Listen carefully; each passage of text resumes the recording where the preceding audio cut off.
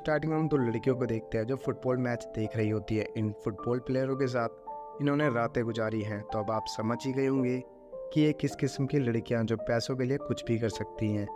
अगले सीन में सभी लड़कियां एक दुबई के होटल में जा रही होती हैं सेको के साथ रातें गुजारने के लिए। हम रेगिस्तान में एक लड़की को देखते हैं जिसकी हालत बहुत ख़राब है।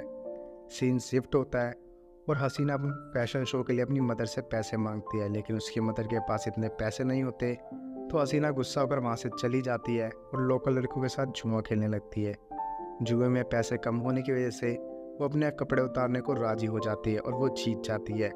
इसके बाद वो फैशन शो में जाती है, लेकिन उसकी सैंडल टूट जाती है और वो वहीं पर गिर जाती है। सबके सामने गिरने पर उसे बहुत बुरा लगता है। वो बाथरूम में जाकर रोने लगती है। तभी पीछे से एक आदमी आता है जिसका नाम रॉकी था।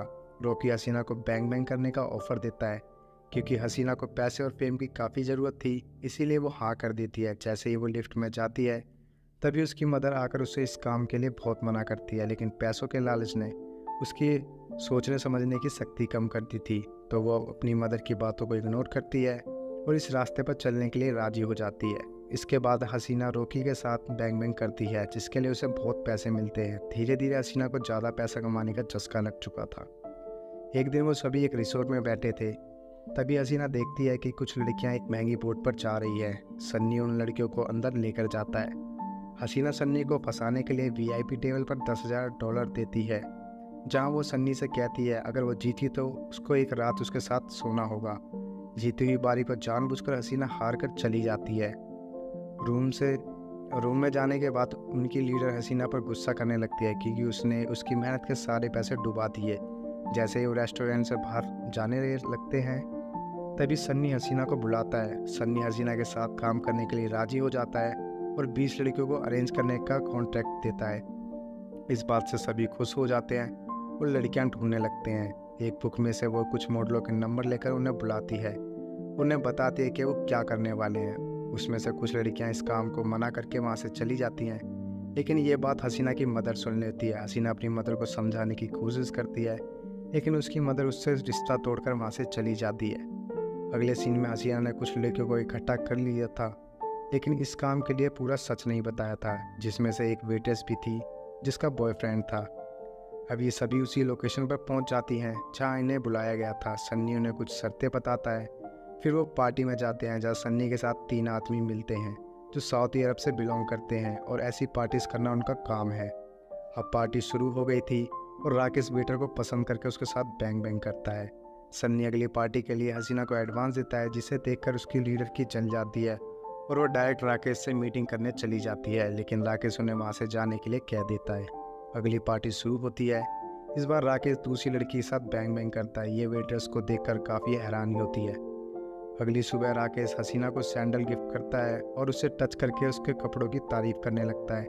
ये देखकर सन्नी को जलन होने लगती है, मानो सन्नी को हसीना से प्यार होने लगा था।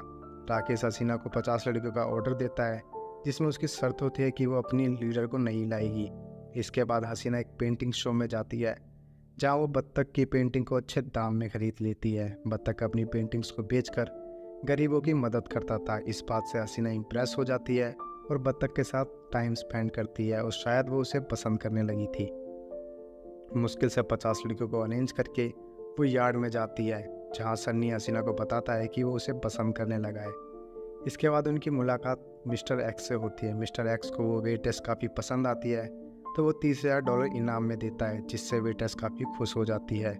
शाम को सन्नी हसीना को डिनर के लिए इनवाइट करता है, तभी बत्तख आके हसीना को किस कर लेता है। ये देखकर सन्नी की फूक जाती है, जिससे वो वहाँ से चला जाता है।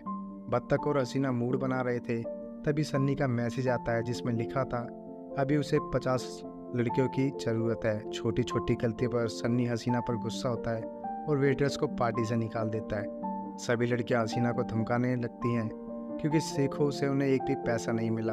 होटल आकर उन्हें पता चलता है कि उनका सामान चोरी हो गया है और पुलिस की रेड पड़ गई है। सन्नी सभी को वहाँ से निकाल देता है।